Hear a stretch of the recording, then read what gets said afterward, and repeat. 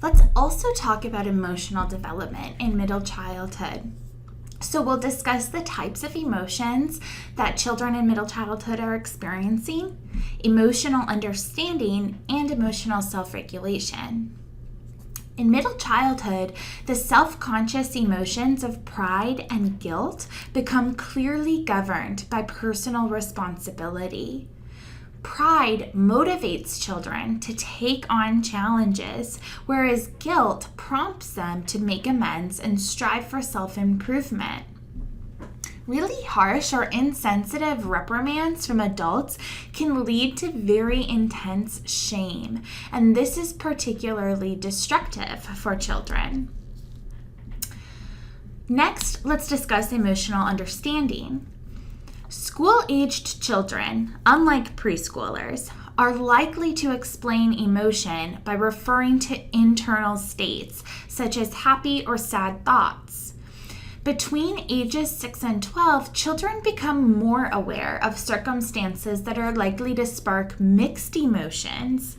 So appreciating mixed emotions helps children realize that people's expressions may not actually reflect their true feelings. It also fosters awareness of self-conscious emotions. So one really good example of this is in the movie Inside Out, if you guys have ever seen that movie. In the movie, there are different basic emotions in this little girl's brain. And so the movie is about these conversations between these different emotions.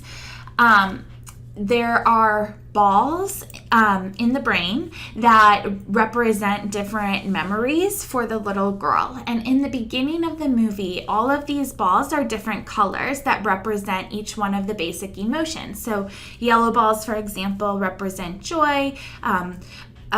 Balls that are blue represent sadness. But then what we see is by the end of the movie, this little girl has really started to change, and she's clearly in middle childhood. So by the end of the movie, we see that her memories are now, the balls are multicolored, meaning her memories have multiple emotions to them. So this is such a great example of how children change in their emotional understanding. They understand these mixed emotions better.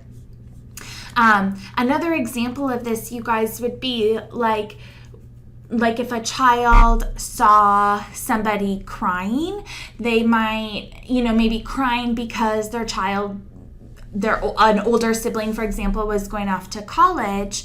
A child who's in middle childhood would understand it doesn't necessarily mean that the parent is just sad, but they might understand that it means that, yeah, they're sad, but maybe they're also proud.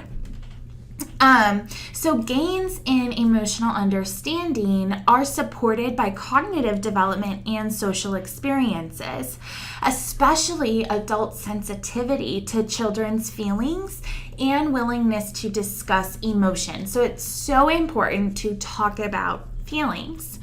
These factors also lead to a rise in empathy.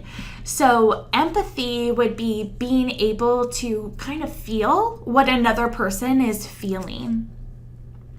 As children approach adolescence, their advances in perspective taking really allow them to give a really empathetic response to people, and not just give an empathetic response to people's immediate distress, but they might start to have an empathetic response to general life conditions. So if you think about your own life, isn't it kind of around the time of adolescence, as you're getting into adolescence, that you really start to maybe have some political views, or you get this sense of injustice about certain things that are going on in the world? So this is really reflective of that. And then we also see that emotional self-regulation changes. So we see that there are rapid gains in emotional self-regulation that occur in middle childhood. And these gains are really motivated by self-esteem and peer approval. So when emotional self-regulation has developed well, school-aged children acquire a sense of emotional self-efficacy.